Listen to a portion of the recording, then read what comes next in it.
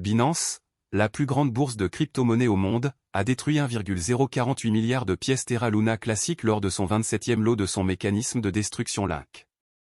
Environ 137 milliards de jetons ont été détruits par la communauté Terra classique lors de la dernière destruction Link de Binance. La destruction a suscité des conjectures pleines d'espoir au sein de la communauté. Le prix du Link va-t-il augmenter à nouveau à 0,0001 cette semaine à la suite de la destruction importante de jetons par Terraform Lab? La bourse de crypto-monnaie Binance a détruit 1,048 milliard de jetons Link pour la communauté Terra Luna classique le 1er novembre, selon la transaction de destruction. De plus, 5,2 millions de Link ont été dépensés en taxes pour la transaction de destruction. Dans le 27e lot du mécanisme de destruction de Link, la bourse de crypto-monnaie a dépensé 95 073 $ et 99 cents en frais de transaction entre le 30 septembre et le 30 octobre. Près de 66,66 milliards de jetons Link ont été détruits au total par l'une des principales bourses de crypto-monnaie. En particulier, Binance a détruit 1,14 milliard de Link dans le dernier lot du mécanisme de destruction mensuel. La bourse détruit 50% des frais de transaction au comptant et sur marge de Link chaque mois pour soutenir les initiatives de renaissance de la communauté Terra Luna classique. Environ 137 milliards de jetons Link ont été détruits par la communauté en seulement 2 ans. La communauté espère maintenant voir les gros Link et USTC détruits dans le cadre de la décision du tribunal des faillites contre Terraform Lab.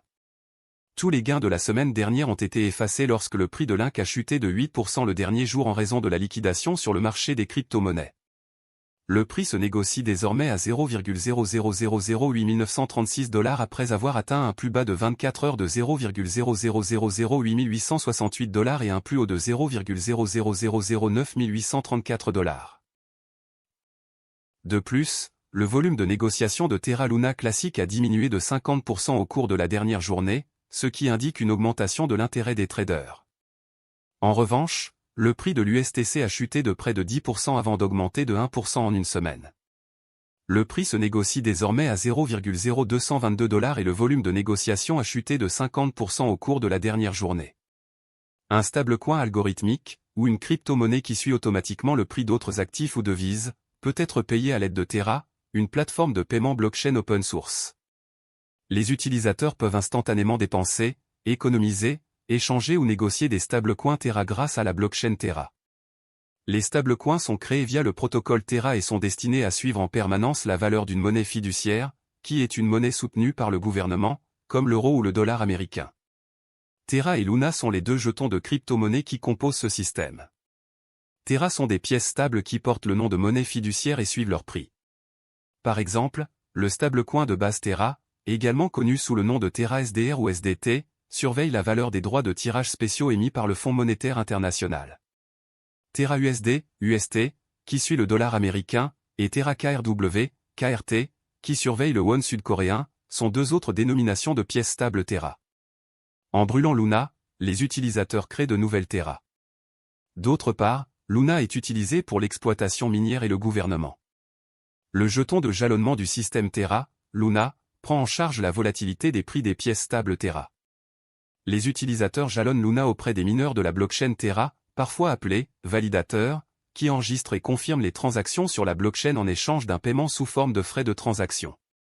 La valeur de Luna augmente en tandem avec l'utilisation de Terra. Les principales caractéristiques de Terra. Sur le marché asiatique du commerce électronique en pleine croissance, Terra cherche à accroître la valeur pour les consommateurs et l'efficacité des fournisseurs de services de paiement. Terra défie les applications de paiement de détail actuelles avec la technologie blockchain Cosmos.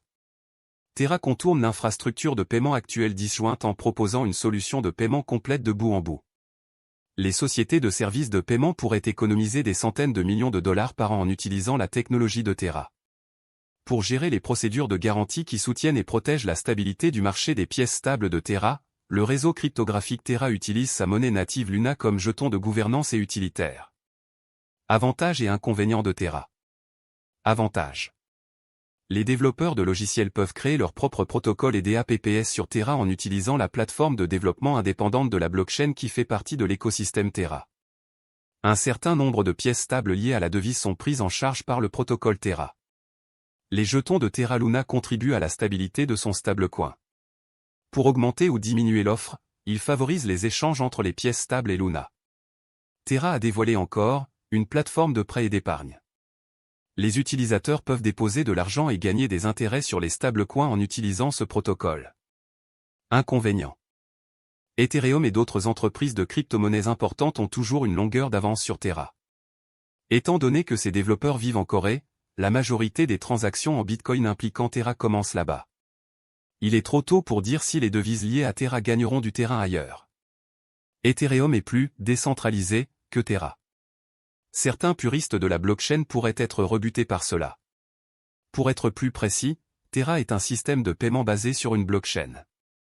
Il a été créé par Terraform Lab, une société sud-coréenne fondée en 2018 par Daniel Shine et Do Kwon. Après avoir travaillé pour Apple et Microsoft, Do Kwon a lancé Anifi, une entreprise qui fournissait des solutions de réseau maillé sans fil décentralisé. Shine a cofondé la start-up coréenne de commerce électronique Tmon, anciennement appelée Ticket Monster, et est le fondateur et PDG de Shay, une société asiatique de technologie de paiement qui est un partenaire de Terra. Terra compte 114 projets couvrant la DeFi, le Web 3.0 et les jetons non fongibles, NFT, dans le cadre de son écosystème crypto en expansion, qui vise à devenir l'un des principaux fournisseurs de services de paiement et de défis pour le commerce électronique. Parmi ces projets figurent Encore Protocol, une plateforme à rendement fixe qui offre un accès facile et des rendements d'emprunt.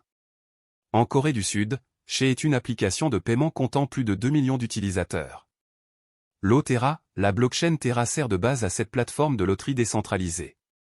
Mirror Protocol permet le développement d'actifs, synthétiques ou fongibles qui imitent la tarification des actifs réels.